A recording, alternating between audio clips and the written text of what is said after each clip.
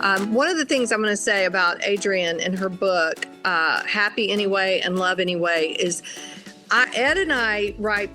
We've written a lot of books. He's written a lot more, but than I have. But one of the things, we like to keep them short because we're so ADD that we want to be able.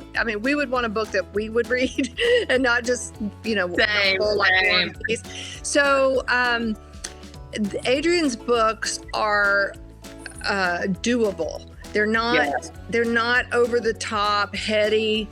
They're practical. And when I say over the top, heady, I don't mean that they're dumbed down. I'm not saying that. I'm just saying they're so understandable and practical and applicable. And so then the other coolest thing, which I'm kind of envious that we hadn't thought of this. We did it a little bit in 50 Shades of Bay, but that was a book we did. But you have like little caveats of word puzzles. And I'm like, this is so me.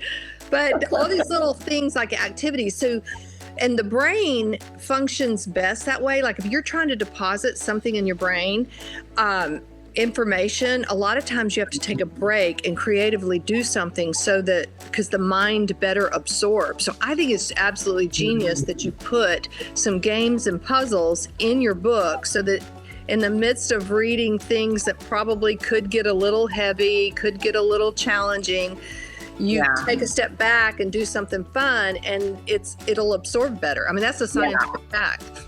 That's so cool. Okay, I have to show you my favorite page in the whole book. I created a quiz. And look, it says, find your love type. I actually thought Ed Young would be so proud of me. This is so creative. But look, it's find your love type. And it's just so cute. So either you have a passionate love type, gentle, sunny, or spunky. And so you have to take the quiz to find out which love type. And I had lots of teenagers do it. And again, another thing is I wrote these books to be for those who are 12 to 112. And so I piloted them by letting teenagers read it and make sure, and I was really cognizant to not make all of the examples in here about motherhood or adult. That's so good. And so teenagers will dig this book.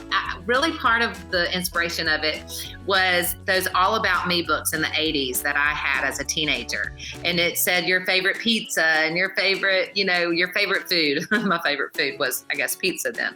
But just different things. So, but just fun. It's really fun.